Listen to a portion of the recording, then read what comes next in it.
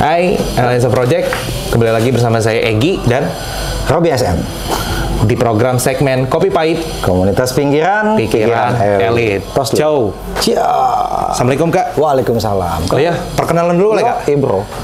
Halo, Kak Robi izin. Tep, izin ya. Warga baru. Warga baru, penghuni baru, belum keluar kakak bae cuman. Nama aku Egi Kak. Egi Dalu. Egi Dalu. Nah, kebetulan karena di sini baru, jadi pengen banyak ngobrol tentang lahat. Ya? Tentang lahat, apalagi. Karena kita ngucapin ada duka di Indonesia. Ya? Masya Allah, iya ya. Buat kawan-kawan yang saat ini sedang mengalami musibah tentang erupsi Semeru. Kami mengucapkan berbela-sungkawa dan turut diberikan kesabaran gitu ya, diberikan kekuatan supaya pihak pemerintah dan daerah setempat juga cepat memberikan bantuan. Amin.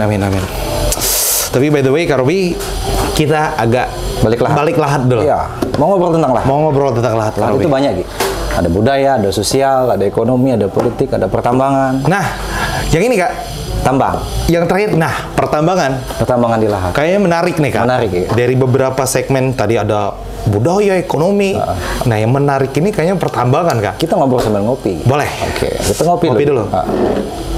Apa Gi? Jadi masalah pertambangan Kak Robi.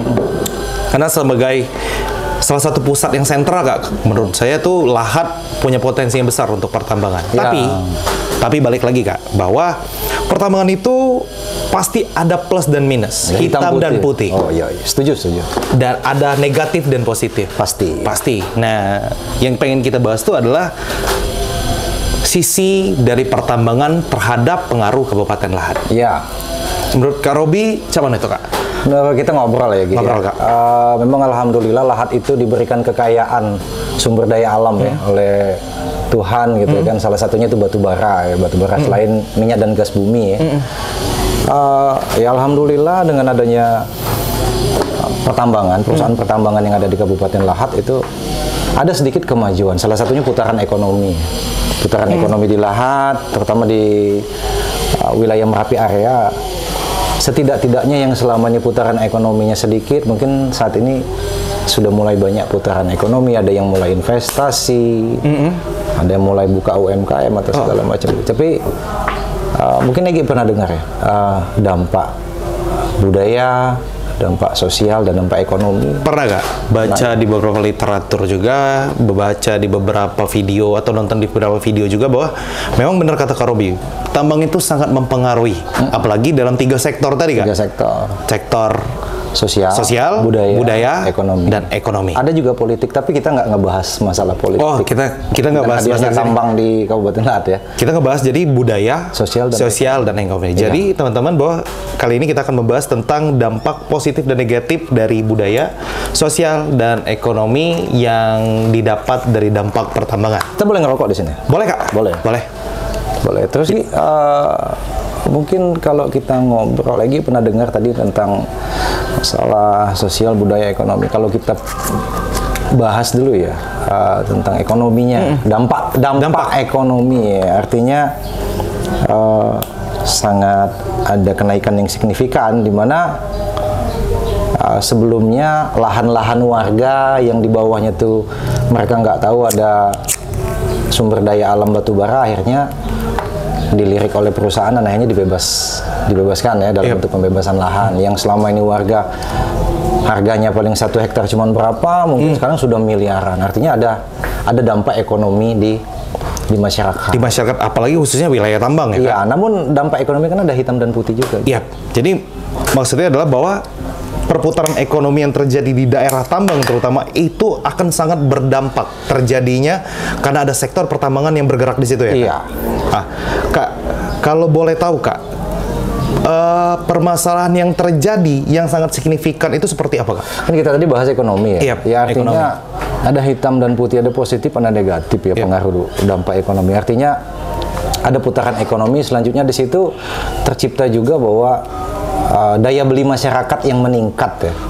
Tapi ada negatifnya. Kadang-kadang masyarakat tidak tahu mengelola dana yang dari pembebasan lahan tadi. Artinya mereka bisa kebablasan karena mereka mendapat pembebasan lahan yang nilainya cukup lumayan besar gitu kan, bisa nyampe 500 miliar atau 1 miliar.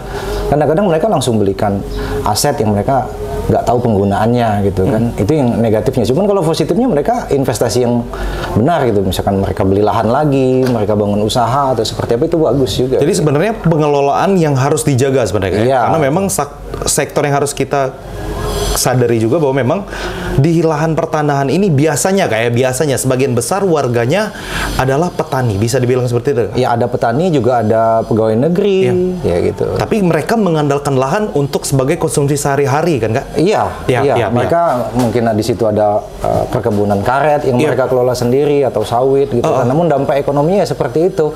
Dengan adanya pembebasan lahan yang selama ini terjadi di masyarakat, ya saya bilang tadi, yang tadinya nggak melihat uang 1 miliar, atau mungkin 1 miliar dibeliin mobil atau dibeliin yang barang konsumtif, akhirnya kan tidak tahu memaintain barang itu seperti apa, akhirnya uangnya juga habis-habis saja gitu kan. Seperti ada desa milioner di Pulau Jawa waktu itu kan, akhirnya masyarakatnya kan juga melarat gitu kan, karena nggak tahu uangnya mau dibelikan apa gitu kan. Jadi memang pengelolaan dari ekonomi ini bahwa yang sangat jadi faktor sentralnya adalah pengelolaan uang. Ya, pengelolaan ya dari segi pribadi gitu ya. Cuman saya belum mendengar di Lahat sih kalau misalkan pengelolaan itu sampai membuat orang itu jadi melarat, itu belum sih sebenarnya. Cuman artinya itu ada dampak ekonominya seperti itu. Pergeseran ya, berarti pergeseran. Itu dari ekonomi, belum lagi dari budaya gitu. Budaya. Nah, menarik nih Kak. Kalau masalah budaya ini akan menyangkut masyarakat. Kak, bisa dijelasin dikit dah Kak, kalau budaya yang sangat bersentuhan dengan pertambangan itu yang seperti apa nih Kak? Ya tentunya di situ ada akulturasi dari budaya luar ya. Misalkan di satu perusahaan itu ada orang perusahaan yang meng-hire yang skill gitu. Artinya ada karyawan yang datang dari luar gitu. Artinya kan mereka membawa kebudayaan baru gitu kan, dengan gaya bahasa yang baru, atau ya artinya di situ ada akulturasi sih kalau kita lihat.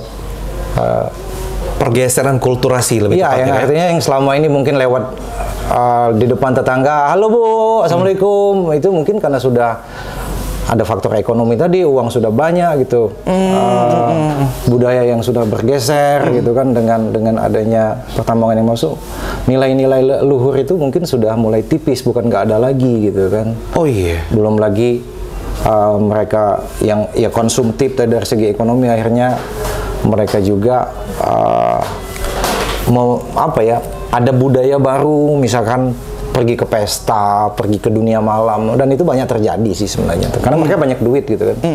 Dan juga melihat beberapa, karena sebenarnya karena diawali dengan pergeseran ekonomi ya Kak. Iya. Karena pergeseran ekonomi yang signifikan, dimana kata Kakak Robi tadi tuh bilang kalau ketika masyarakat di lokasi tambang mendapat pembebasan atau sudah mendapat mencicipi sebagai karyawan tambang dengan gaji yang lumayan, mereka kan terjadi pergeseran budaya. Ya jelas pergeseran budaya, karena mungkin ya bukan mungkin sih, ada orang-orang luar yang kerja di situ gitu, mereka mungkin menginformasikan, mengenalkan gitu kan dengan orang setempat ya jauh-jauh lah, kalau narkoba kan jauh-jauh lah. Cuman di sini kita bahas tuh bahwa budaya-budaya setempat gitu kan, mungkin yang selama ini nggak ada begadang, mungkin jadi begadang gitu, akhirnya nanti lari ke lain. Dan budaya-budaya itu pasti terkikis pelan-pelan gitu. Budaya sopan santun gitu kan, akhirnya mudah ribut, mudah emosi dengan mereka yang pegang banyak duit atau orang perusahaan atau seperti apa gitu. Tapi memang di satu sisi kita tuh harus juga mengapresiasi karena memang perkembangan yang terjadi sebegitu pesatnya. Iya benar. Tapi kan kita melihat ada sisi-sisi yang negatif gitu ya. Kalau ada pergeseran budaya, artinya ada local heritage yang nggak terjaga di situ. Belum lagi misalkan beberapa kasus saya lihat bahwa ada malahan mereka menambang yang mengeksplorasi makam-makam puyang, tahu puyang ya, makam-makam leluhur. Artinya kan itu kan warisan budaya juga setempat kan. Gimana enggak, itu secara bukti nyata gitu kan. Ya tapi lagi-lagi ya itu dinamika lapangan. Dan Kak, sedikit kalau tentang masalah budaya, kalau misal dengan pemukiman warga yang saya tuh melihat berita nih Kak, sering lah searching berita tentang Lahat, tuh ada pemberitaan yang warga itu mengeluhkan karena mobil kendaraan batu bara itu masuk ke pemukiman Kak. Itu dampak sosial. Itu dampak sosial? Iya, itu dampak sosial. Oh, itu sudah masuk di dampak sosial ya? Iya, ada efek sosial, ada dampak sosial, ada keluhan warga di situ. Itu baru satu item yang Egy sebut gitu kan. Ada mobil bis yang masuk ke perkampungan warga atau ke pemukiman yang bis tinggi akhirnya merusak jalan atau seperti apa gitu. Yang lebih parah lagi mereka nggak tanggung jawab gitu kan. Bahkan merusak beberapa fasilitas, kayak misalkan ada kabel listrik lah, ada kabel wifi lah, seperti apa ya yang hangat beberapa hari ini yang kita lihat beberapa hari ini Kak. Jadi kita kesampingkan dulu masalah budaya. Kita masuk ke efek sosialnya. Kita langsung masuk ke efek sosial ya Kak. Tapi mereka saling berkaitan, nggak bisa kamu simpan. Oke, kita fokus ke efek sosial loh Kak. Bukan ini. Kita kaitkan semua. Oke, jadi untuk efek sosial Kak, bisa dijelaskan sedikit nggak pembukaan tentang kenapa tambang itu sangat berkaitan dengan efek sosial Kak Rwi? Ya gimana tidak Gi. Hari ini dengan operasional tambang yang mereka melewati jalan raya gitu kan, akhirnya yang kata Egy tadi masuk ke pemukiman warga dari sisi penjemputan karyawan ya, belum lagi sisi mereka yang pada saat mengangkut batu bara atau hauling ya, debu-debu yang hasil mereka mengangkut di jalan raya itu kan kena juga dampak ke masyarakat. Akhirnya ada debu yang terhisap di paru-paru gitu kan, ada debu yang berceceran di jalan atau di lengket di perumahan-perumahan, artinya itu kan akan menjadi masalah sosial juga seperti itu. Masalah yang baru ditimbulkan. Egy mungkin setuju dengan hal ini kan? Sangat setuju Kak. Bahkan mungkin ada keluarga yang di Merapi juga merasakan dengan efek debu ini kan. Akhirnya kan merasakan efek sosial. Efek sosial Kak. Iya kan? Iya Kak. Dari efek ekonomi yang kita bahas tadi, dari budaya gitu lebih. Ada banyak lagi pergeseran budaya dan sosial. Belum lagi efek sosial itu katakanlah ya yang sering terjadi di Kabupaten adalah masalah pembebasan lahan.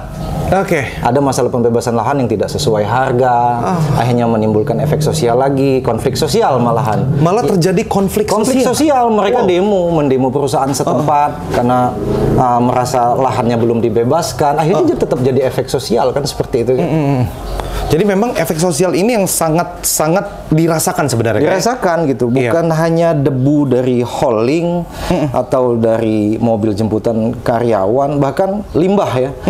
Hasil pengelolaan limbah batubara itu kalau memang perusahaan itu tidak baik dalam mengelola limbah itu akan menjadi permasalahan. Misalkan limbahnya di musim penghujan masuk ke pemukiman warga, ke perkebunan warga, ke sawah gitu. Sedangkan kenapa jadi permasalahan sosial? Limbah batubara itu kalau misalkan masuk ke perkebunan, tanamannya bisa mati loh. Udah tahu? Baru tahu Kak?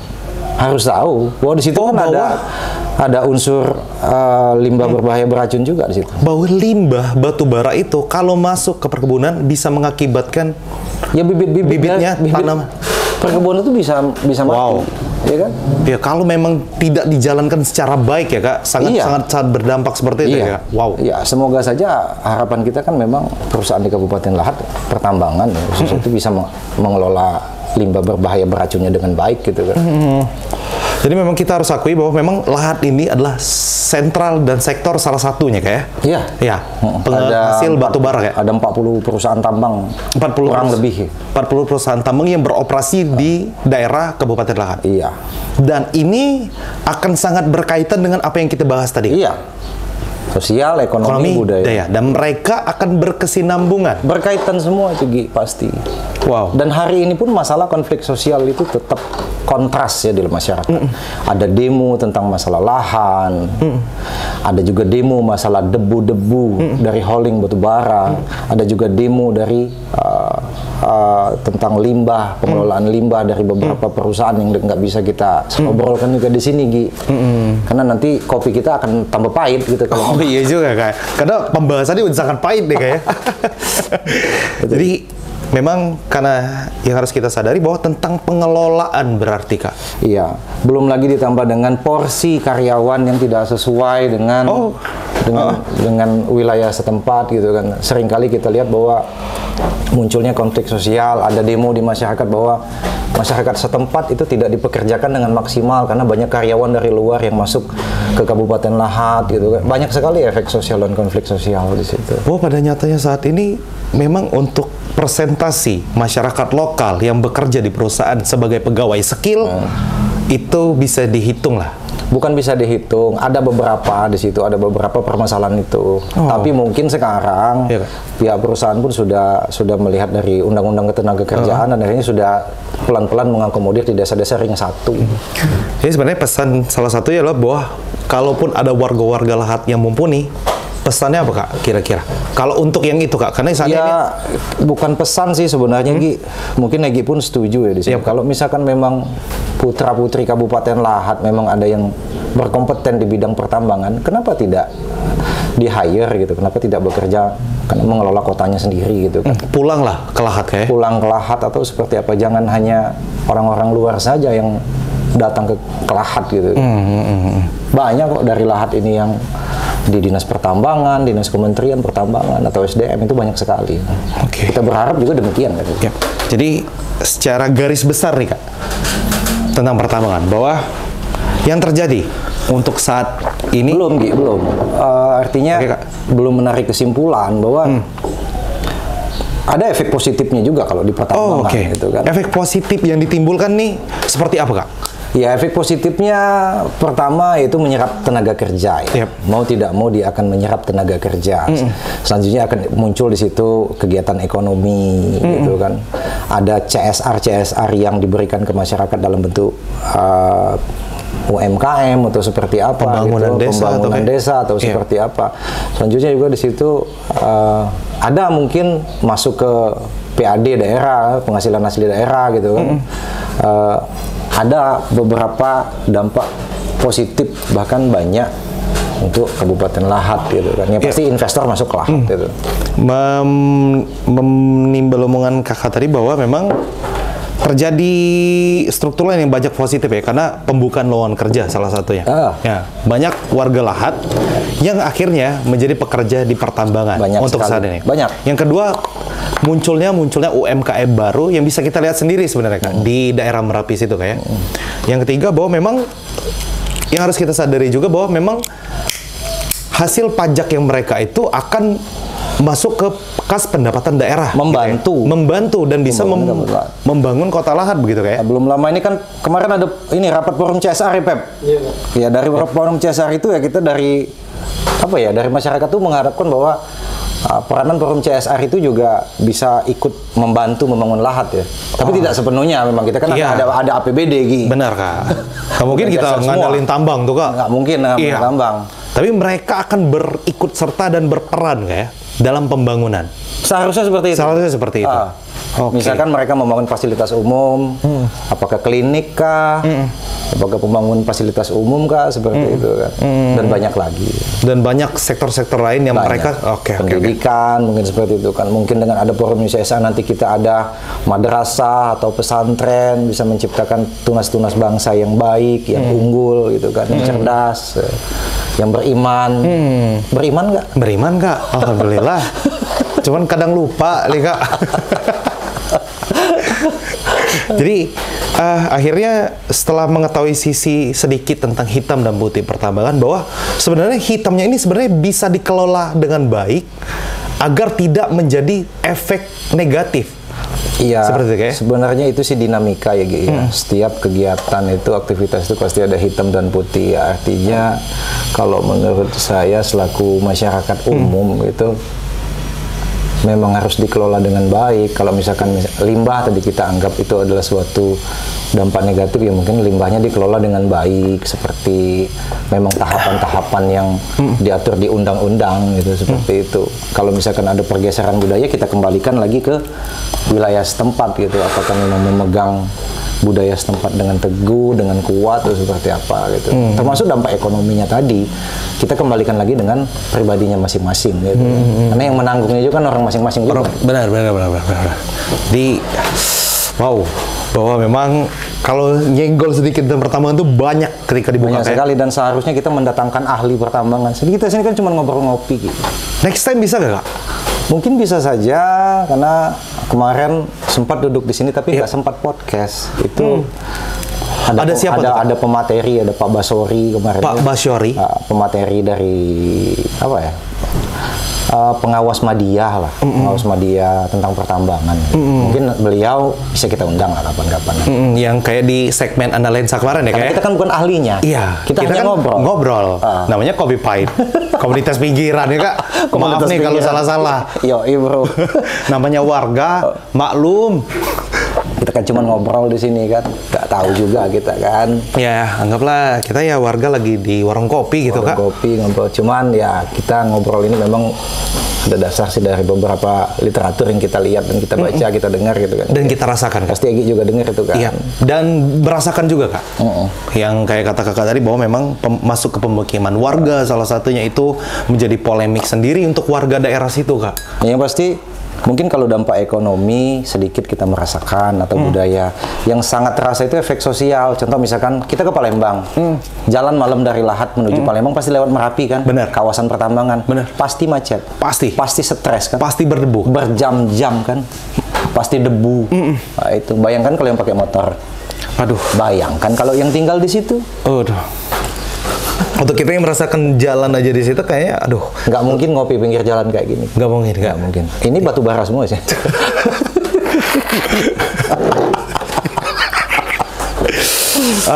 Jadi akhirnya bisa kita tarik kesimpulan nggak Kak? Sedikit Kak. Enggak, kita nggak menarik kesimpulan, kita aja punya harapan. Ya, harapan seperti apa nih Kak? Harapan mudah-mudahan Lahat makin maju dengan adanya perusahaan tambang batu bara, aktivitas tambang batu bara, masyarakat setempat juga semakin makmur gitu kan. Mungkin seperti itulah tujuannya. Efek sosial yang kayak macet tadi itu mungkin pelan-pelan ke depan tuh udah bisa teratasi gitu kan. Mungkin ada jalan alternatif atau seperti apa gitu. Jadi memang tentang pengelolaan dan penggunaan tambang itu sendiri untuk masyarakat. Semoga bisa menjadi lebih baik ya. Iya, tapi aku nggak bisa ngobrol lama-lama, Gi. Ada berarti ngopi tempat lain lagi, Gi. Saya close dulu nih, Kak. Close dulu dong. Oke. By the way, thank you Analensa Project di segmen pertama. Jikalau kami berdua ada salah, kami mohon maaf. Namanya saya sebagai warga. Obrolan kopi. Obrolan kopi. Komunitas pinggiran lagi. Pikiran elit. Jadi kita akan tutup sampai di sini. Jika kalian ada saran, pesan, dan kesan, apalagi komentar mengenai apa yang harus kita bahas, bisa kalian langsung tulis di kolom komentar. Enggak cuma komentar, caci maki juga boleh. Boleh juga Kak. Akan kami terima dengan senang hati. Follow juga IG-nya Analensa di anak_lensa_project. Dan saya Egi Dalu. Saya Robi Hasan, mohon pamit. Assalamualaikum warahmatullahi wabarakatuh di Kopi Pahit, Komunitas Pinggiran, Pikiran Elit. Ciao, Kak.